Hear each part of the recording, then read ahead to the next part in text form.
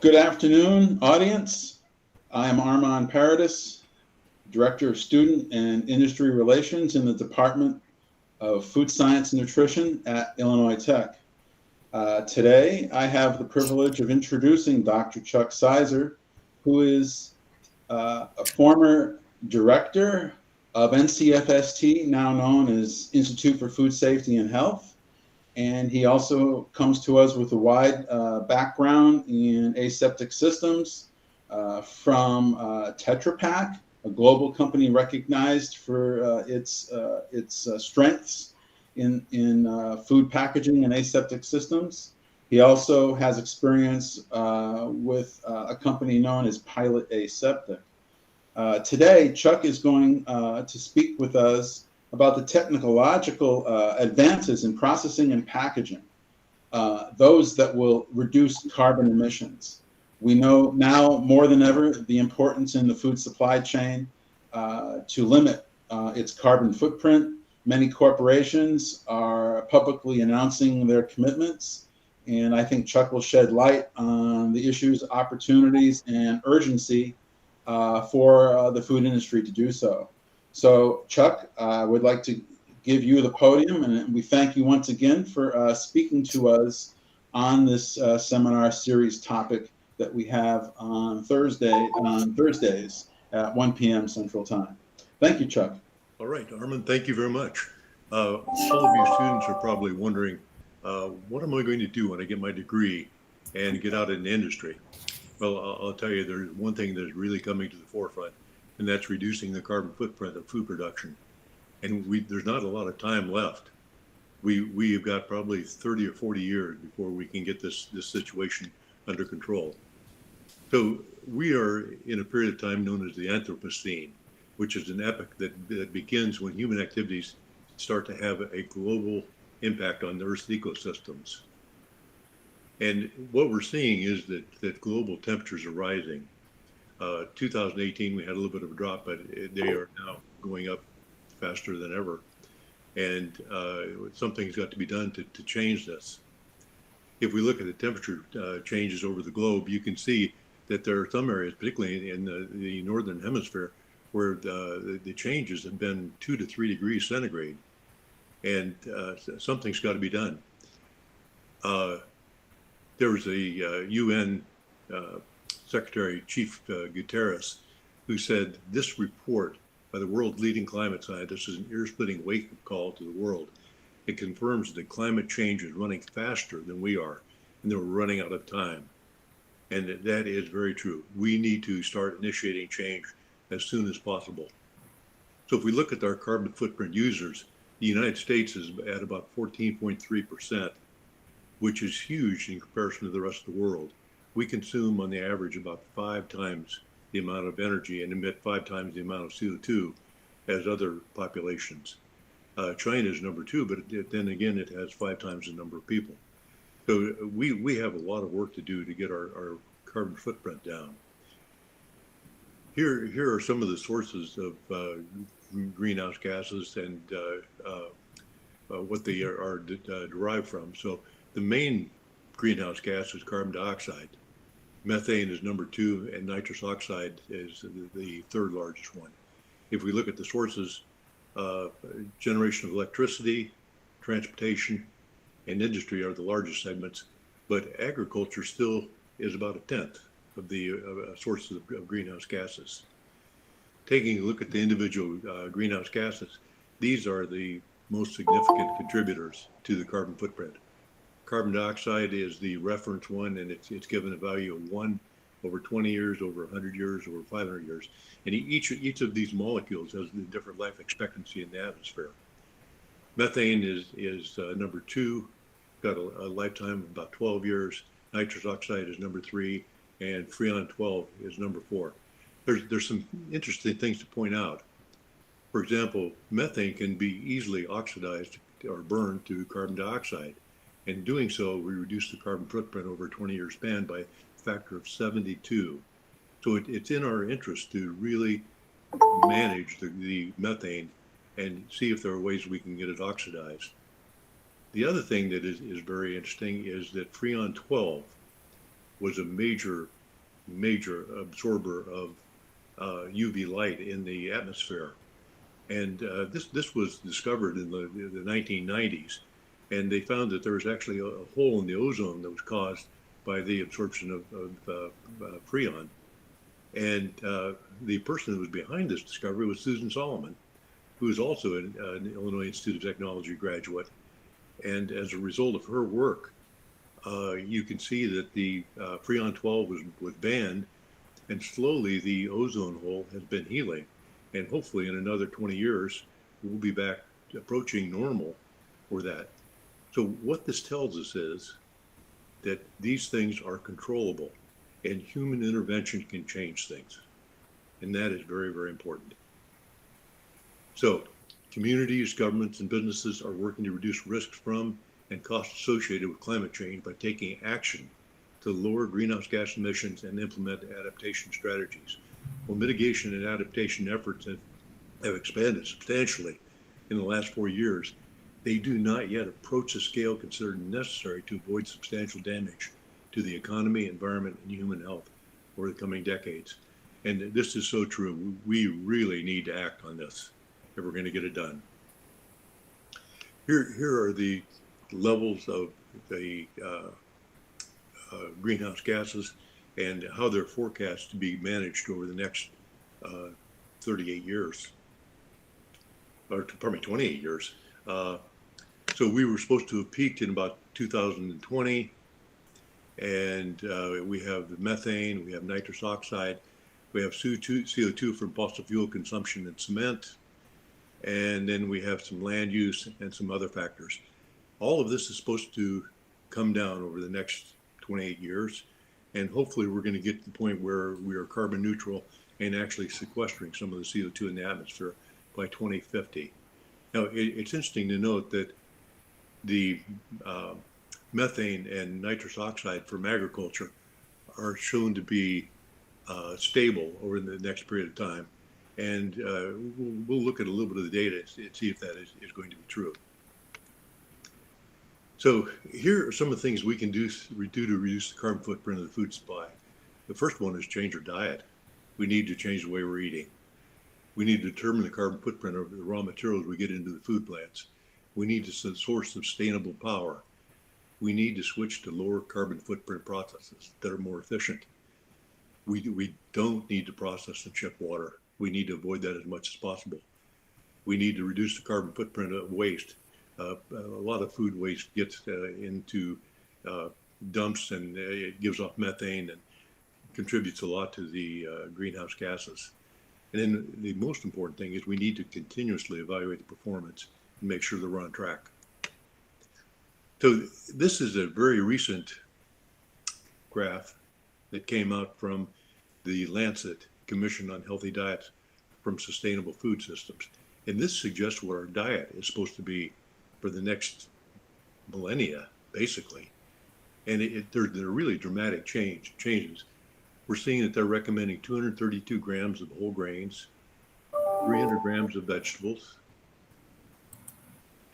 7 grams a day of beef. That means that every 16 days, you can have a quarter pounder.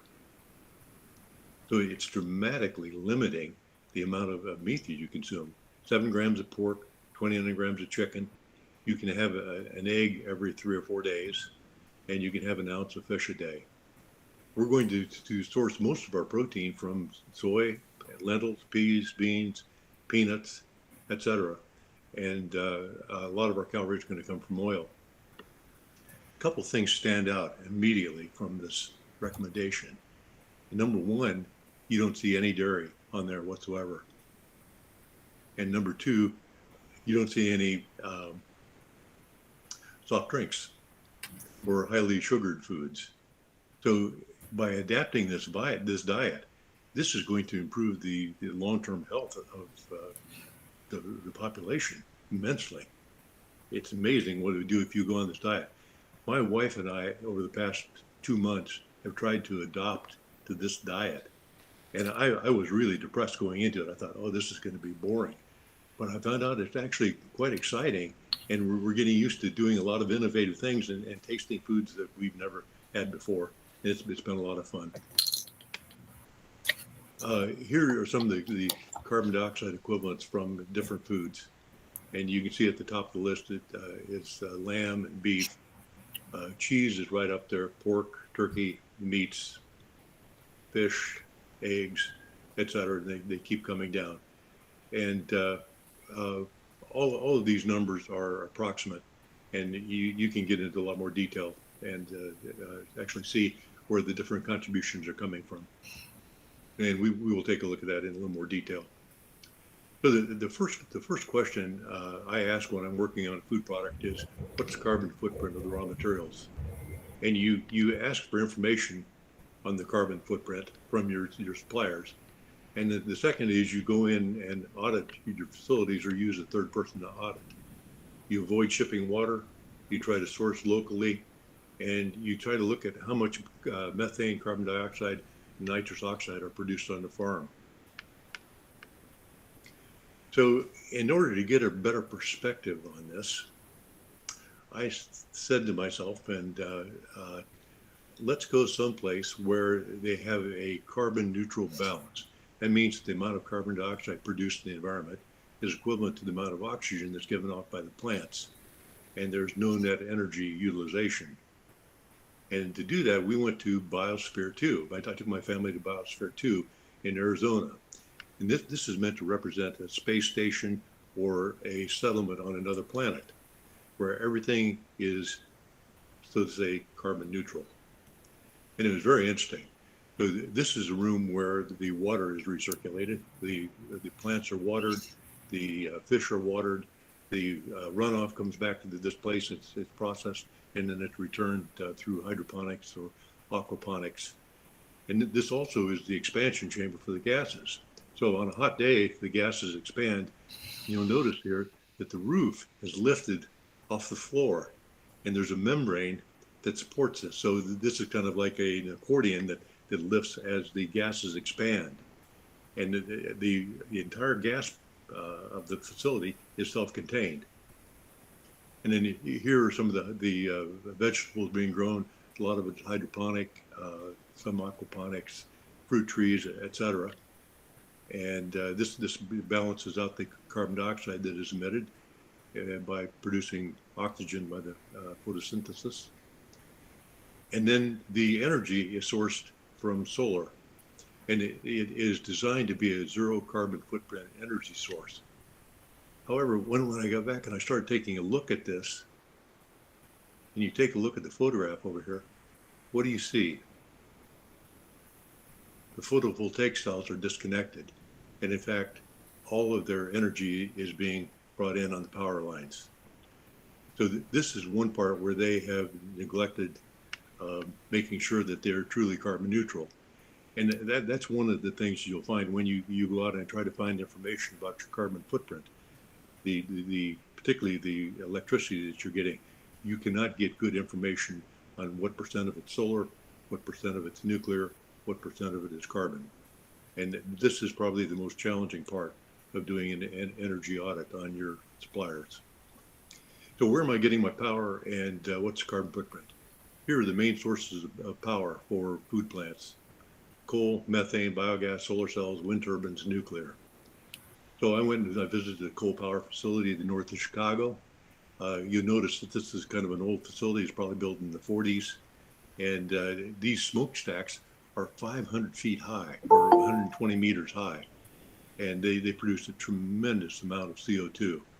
The CO2 is brought in cold, train cars that hold about 116 tons of coal. Those 116 tons of coal will generate 250 to 300 tons of CO2. Well, what is the future of this? Well, it's got to stop. This energy is just not sustainable, and we have got to move away from coal as soon as possible. The second best source of energy is gas turbines. And why I say it's good, it's not necessarily so good from a CO2 standpoint, but it is so easy to bring it online and make up when you have shortages of power. So this is used all over Chicago, all over Illinois, all over the United States, all over the world to hit peak demand and to generate base levels of electricity. Another source of electricity that is just beginning to gain some foothold is to have on-farm digesters. And here we take the manure from dairy cows and we pump it into a digester where it's heated up to a temperature of 50 degrees and it's allowed to ferment anaerobically and it produces methane that then goes down into a diesel electric generator that powers the grid and also powers the farm. The hot water from the engine is then used to heat up the fermenter and maintain a constant temperature of that. The manure is then pumped out and it's taken and either goes to a lagoon or it's redeposited on the soil, and it allows the crops to grow much better. Interesting thing about this is 1,000 cows generate 145 kilowatt hours of electricity, or 3,500 kilowatt hours per day. Now, my house normally goes through about 35 kilowatt hours per day. So 1,000 cows produce enough electricity for 100 houses. So here we have a new metric. 10 cows equals 1 house power.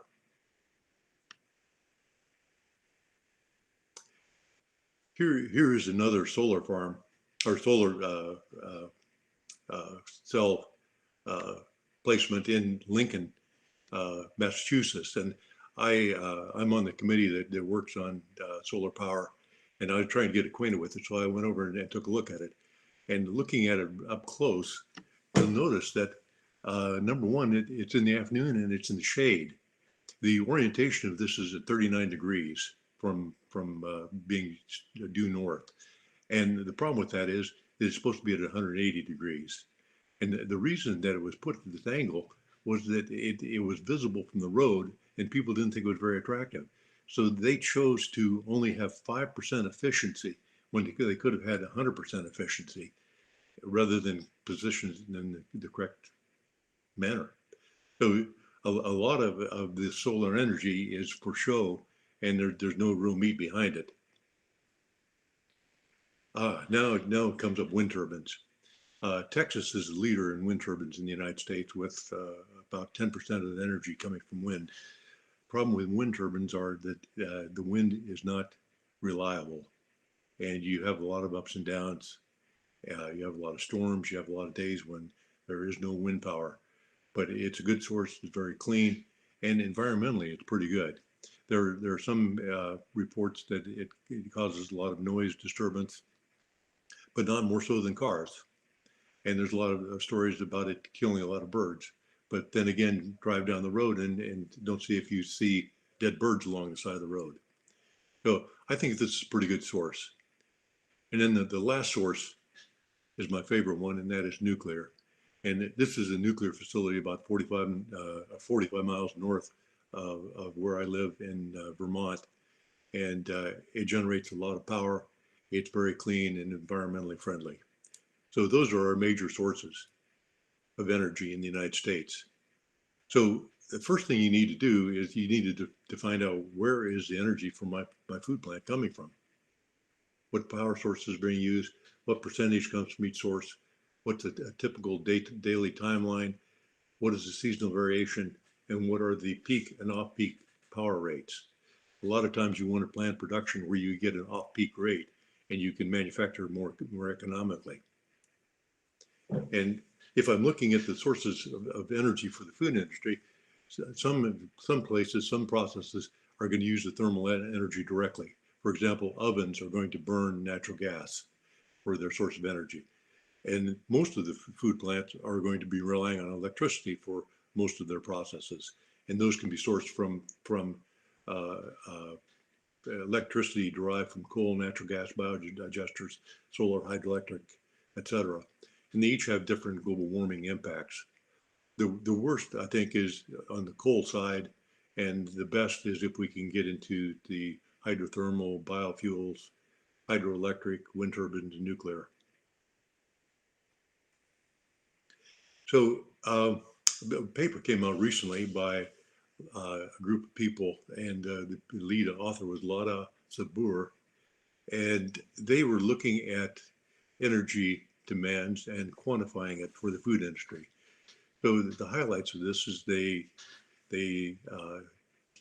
determined the energy demand and quantified it to design sustainable food systems. Food manufacturing is still strongly dependent on fossil fuels. Thermal phase change processes are the most energy demanding, and that is very, very true. So anytime you cannot change the phase of a food product, the better off you are. And what is really needed is a standard method to report energy consumption during food processing. So here's an energy map for some common foods that are consumed.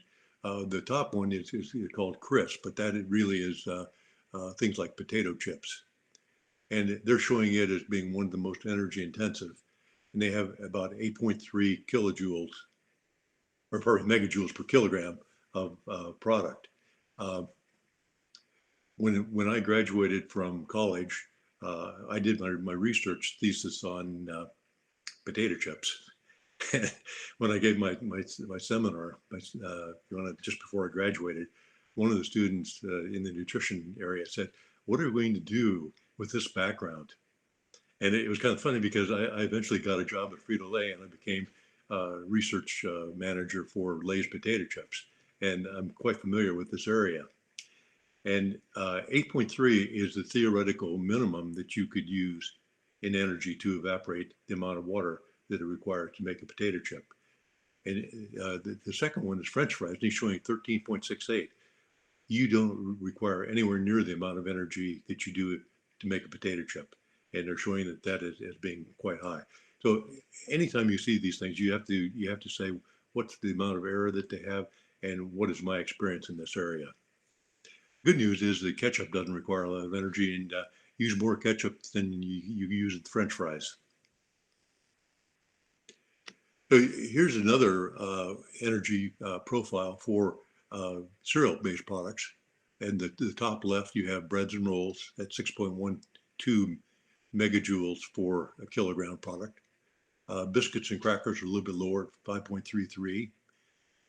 Frozen cakes, pies, and other pastries are a little lower at 5.24. But then as you move over to the left bottom corner, cakes are only 2.5. That is fantastic news. And if you look at the distribution of energy, a third of the energy is used in pan washing. So this justifies eating cake rather than bread. And the other good news about it is, if I look at that pan washing, I can probably get rid of that by using a cupcake. One of the things that I just recently discovered was that there's a company in Manchester, the UK, that makes an edible cup. And you can use this for baking, you can use it for coffee, you can use it for drinks, you can use it for puddings, you can use it for whatever you want. You consume the product, and then afterwards, the cup is consumable. This is one of the most environmentally friendly discoveries that I've seen. It's phenomenal. Okay, here is some data on meat. And this is basically the consumption while it's in the processing plant. And you can see that chicken requires much more energy to process than does beef or pork. And the reason for that is that the pieces are smaller. There's a lot more intensive work that goes into cutting it up. And then if you go from just chilled to frozen, you see the additional amount of energy it takes to freeze. And that makes sense.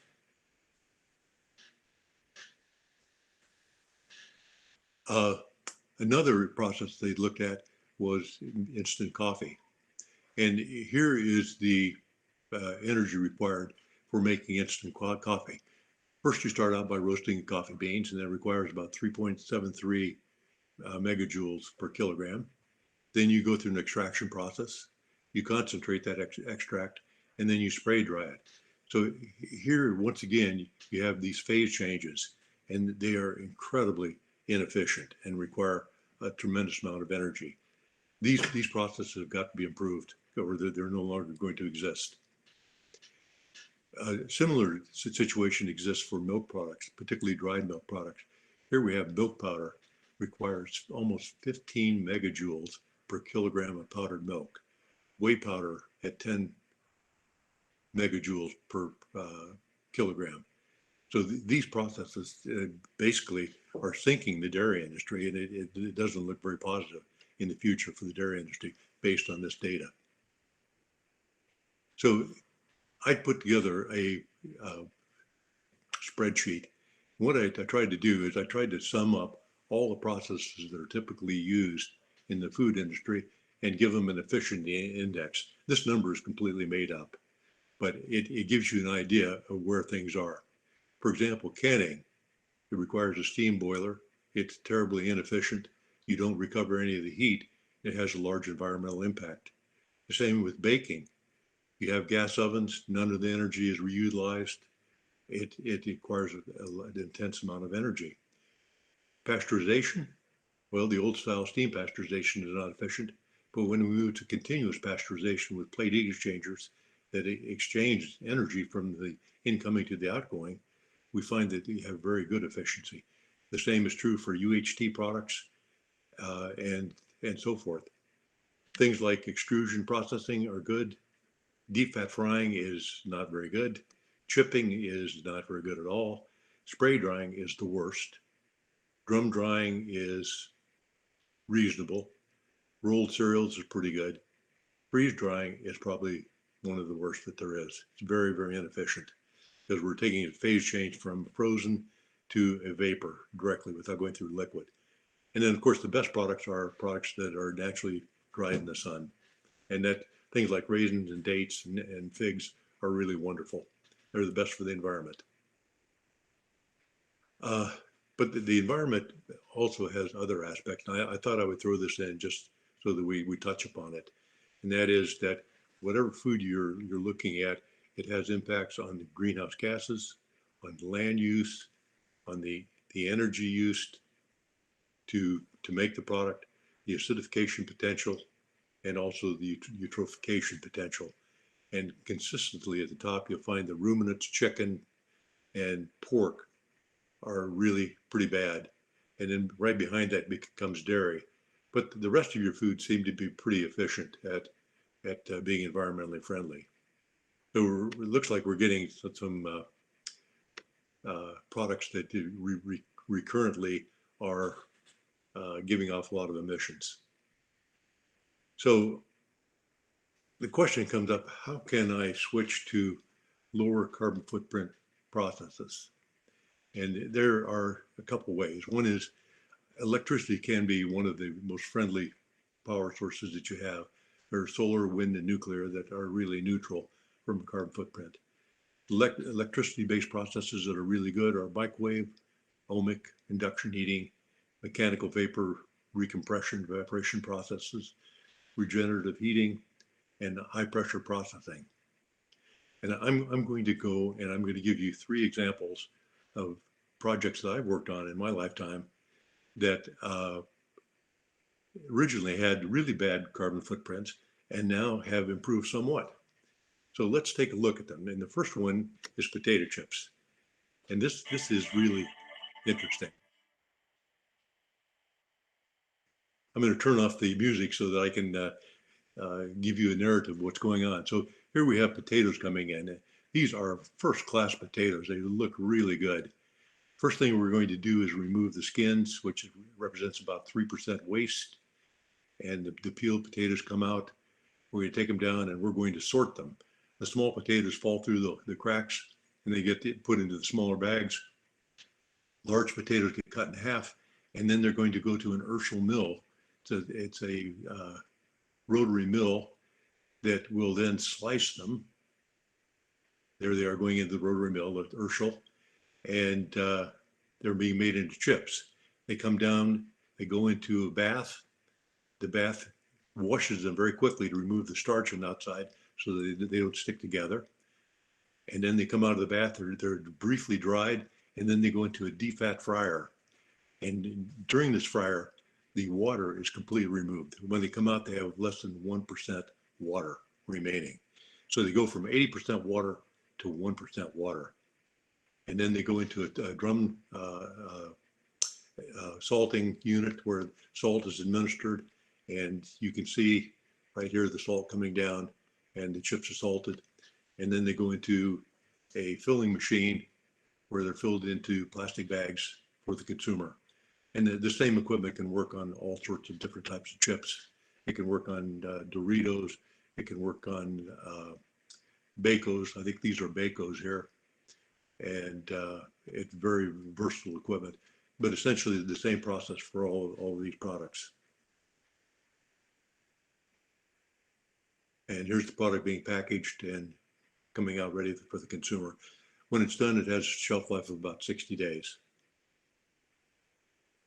So that was the quick overview of that. So we're going to take a look at it. I have to wait a couple seconds for it to complete.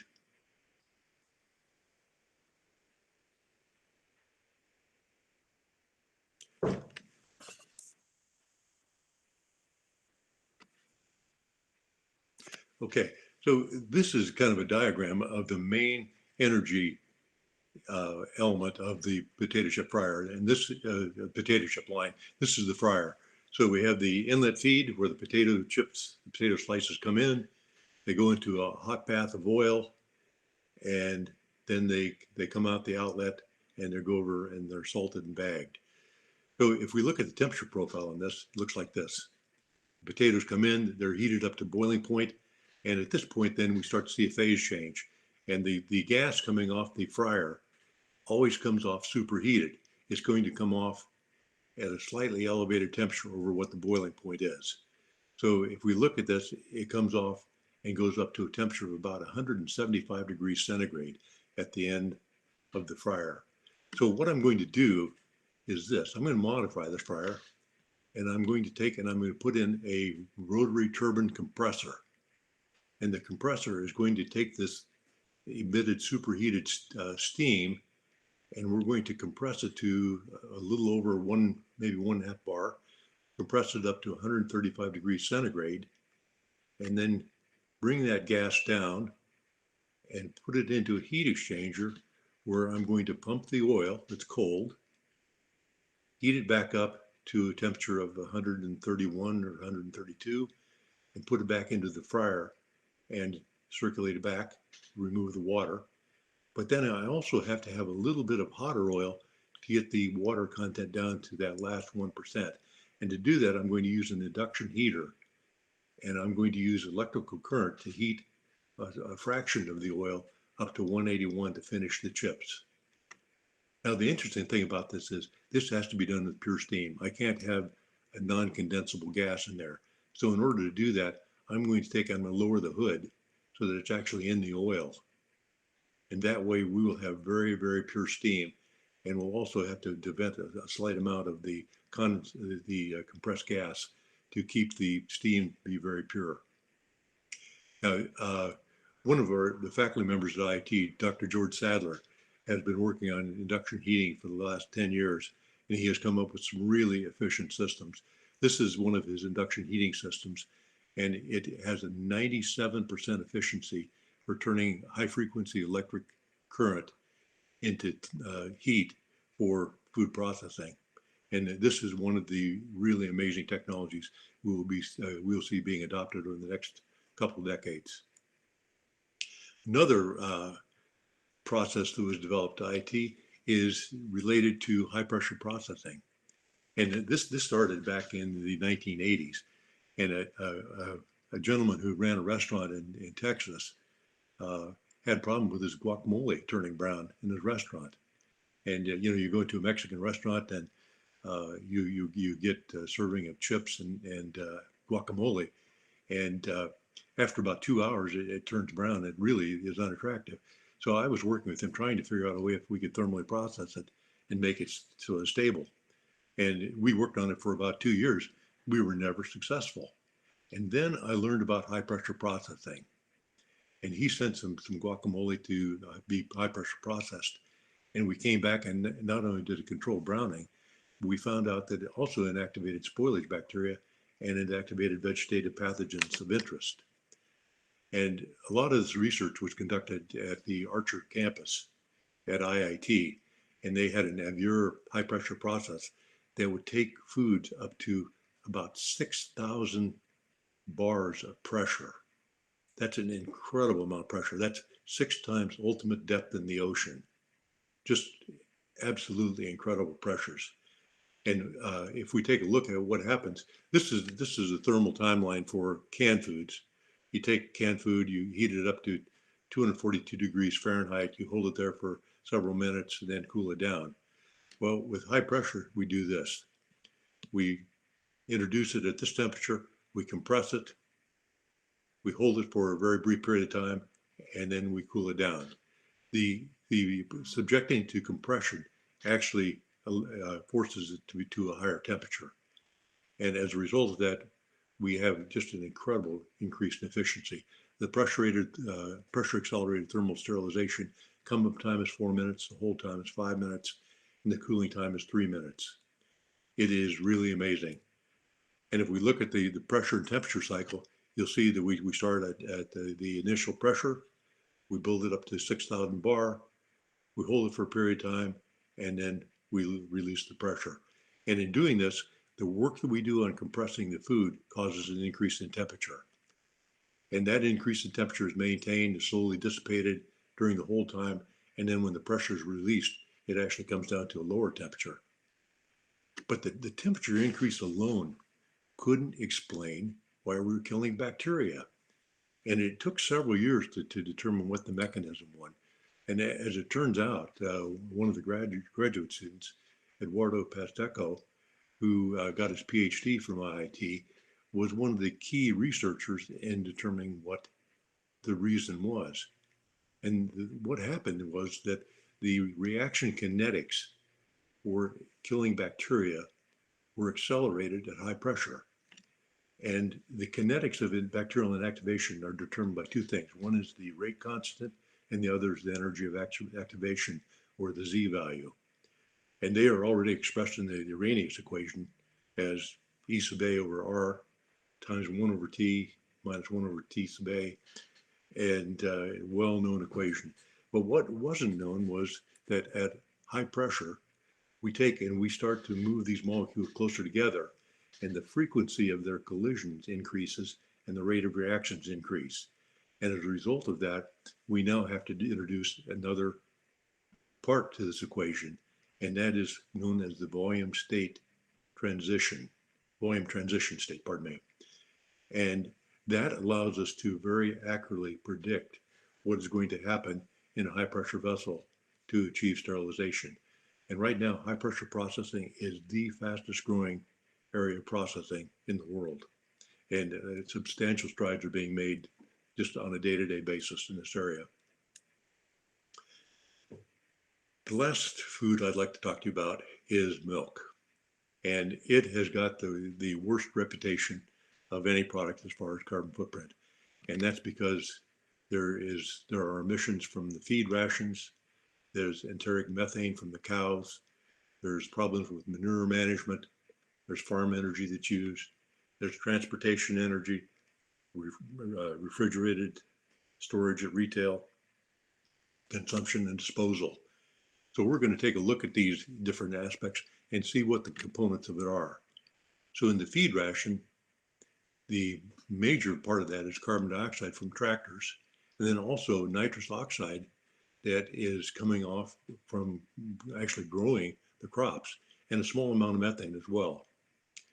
The second part is the enteric methane, and this is when the cows eat their feed, they anaerobically ferment it, and in their gut, the microbiome generates methane that they emit either as flatulence or belching, and it's a significant volume. Then the manure from the cows goes into usually just goes into a pile, and there it emits nitrous oxide and methane both, which are pretty significant greenhouse gases. Then we have the farm energy, we have the transportation, the retail, and consumption. So we took a look at each of these sections to see what could be done. So here's a study out of Colorado State that looked at the farm emissions. And here's where we're at currently. with 167 grams of CO2 equivalents per kilogram of grain being emitted. And then we looked at different ways of improving the agricultural practices. And we actually found that with 150 grams of nitrogen, of which it's 50% manure, we could actually get the grains to sequester carbon dioxide. So you have a net negative.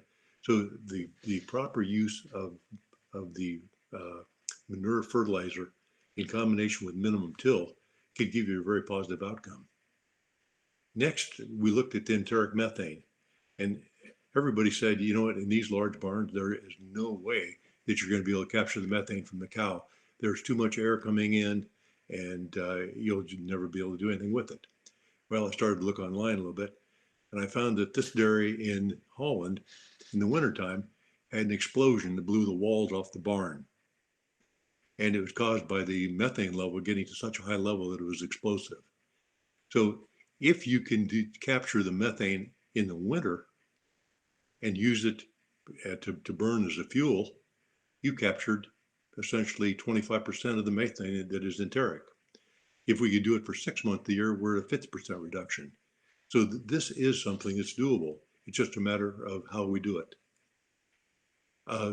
The other aspect of it is the manure digesters, and we talked briefly about that, but you can get a substantial amount of conversion of the methane into CO2, which has about 1.4% of the carbon footprint that methane has. And you can develop a lot of electricity from that. And there's a number of ways to generate electricity. One is you can have a diesel engine, and there's also a new technology called a Haubenschild membrane that separates carbon. That's being developed in Minnesota. Very, very interesting project. And then the last thing, and this is something that I've been working on, we can take the milk that is generated by the cow, and we can process it immediately using mechanical vapor recompression, and we can remove about 85%, 80 to 85% of the water. And then we can end up shipping a shelf-stable product that doesn't need any refrigeration to the consumer. So based on all these changes, we can come up with an integrated system to produce really good, shelf-stable, environmentally friendly milk. So if I compare the original carbon footprint to what can be done, we could actually get to the point where milk is carbon neutral. So what does that tell us? There's enormous challenges out there. We have just a huge challenge, and we've got to start changing now. The carbon footprint of food can be reduced significantly, but it's going to require that we have a coordinated plan, and it must include a verified carbon footprint label for the consumer, similar to what the nutrition label is. This is the only priority that I have for the rest of my career. And with that, I'll take any questions. Great, thank you, Chuck. Cindy, do we have questions in the chat? I don't quite see any yet, but the students would have some. No, there are none in the chat, but students should feel free to speak up and show yourself.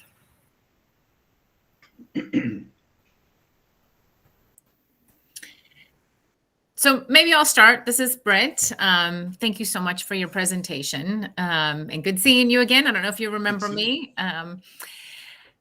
So what I think is really amazing here, and what I hear from the food industry, is that, trying to capture all this data is, really tough, because this also, I think, feeds into their sustainability reports, right?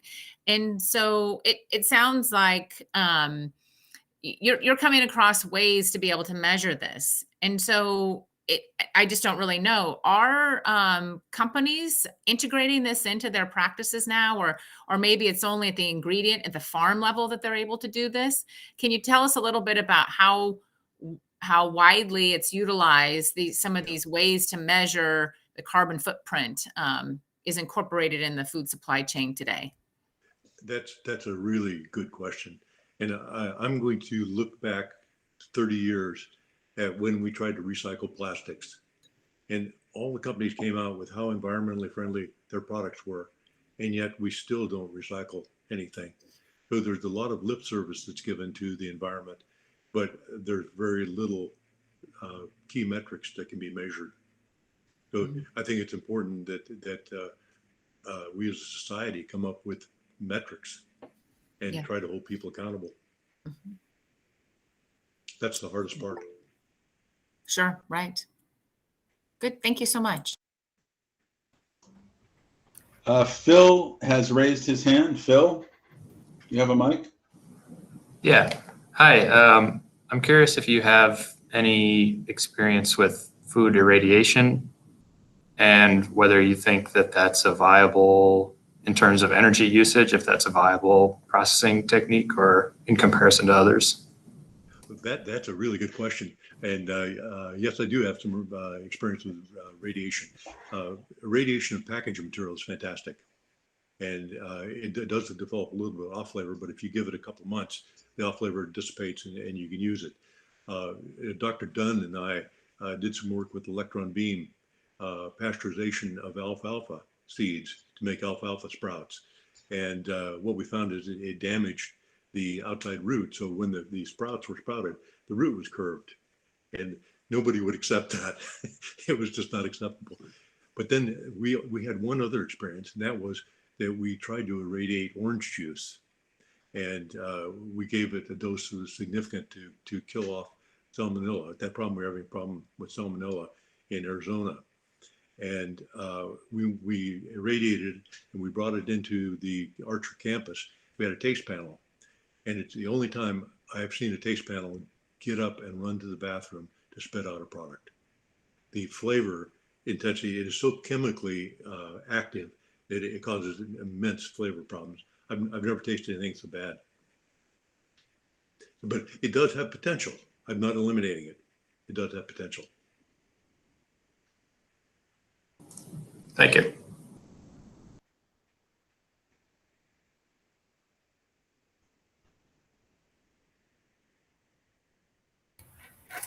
Any other questions?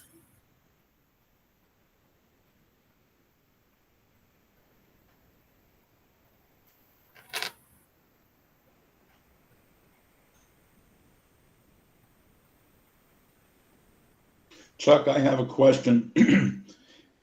In terms of moving the needle on carbon footprint reduction, do you think if there was a massive shift to local farming, where there would be less transportation required to get goods into consumers' hands, would that be an advantageous consideration, or does the economics of scale of mass food production still hold more promise if it's properly managed? Armand, I think that's a really good solution to have local production. And there was a project in the department to make alfalfa sprouts, and that was really good technology for the individual people to be able to grow sprouts at home. And it's a really simple technology that reduced your risk and had a high quality project. So yes, I think that's a very good way to go.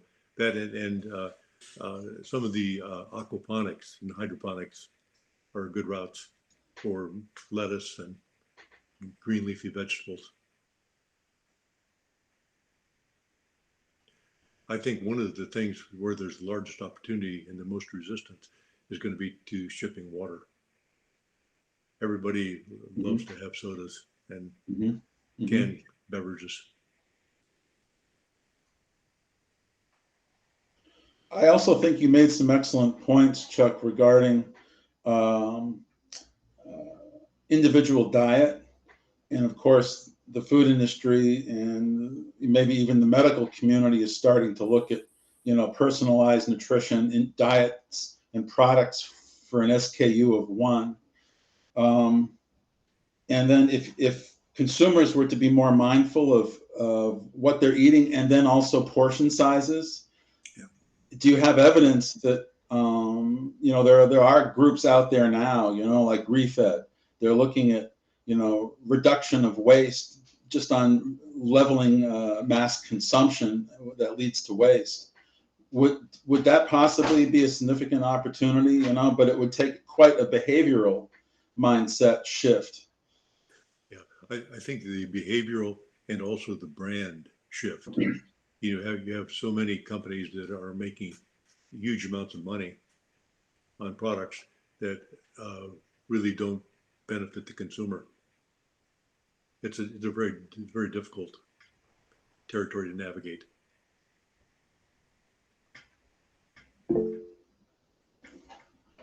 We have a hand up from Supriya. Hello. Yes.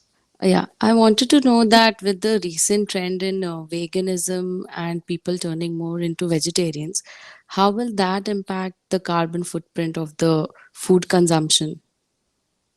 Can you repeat that? I'm saying like people are turning more into vegans and the new trend is being vegan. So how will that impact the food industry, in terms of carbon footprint? So I think anything that we do to shift away from meat is going in a good direction, and it reduces the carbon footprint. You look at the foods that are the most highly processed and have the largest carbon footprint. It's the meat, eggs, dairy. So there's shift towards vegetarian and simpler food products is positive. I think you'll see an increase in life expectancy of about 10 years if we shift the diet like that. Oh, okay.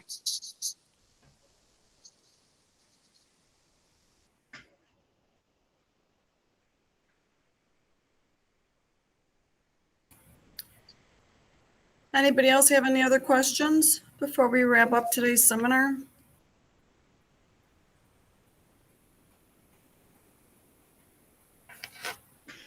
Chuck, you had some excellent slides and charts, and I don't know if there's an opportunity for any of us to have access to any of those. Would they be available? Absolutely. Great. Yeah, not a problem. Okay, thank you. Yeah, there are so many really good studies out there. The amount of evidence is just increasing logarithmically. Right. So in terms of centers of excellence for sustainability, do you have a favorite? Oh boy. I think that it's going to have to be the government that steps up, Uh-huh. and USDA and FDA combined. USDA has so much influence on the farming aspect, and FDA on the labeling and the nutrition side. It has to be a coordinated effort. But it is so important that we have metrics for this. It's kind of interesting. In the state of Massachusetts, we're coming up with metrics, but it turned out to be so complicated that we decided to give the metrics on carbon footprint to the power companies because they were the only ones that understood it. And there's such a conflict of interest there. So it's really difficult to get a good perspective on anything in this field. There's so much change that is going to affect us financially that people are really reluctant. You look at Biden's infrastructure plan. Well, how are we going to decrease concrete production 50% and have infrastructure change? It's a contradiction. But yeah, it's going to be very interesting times.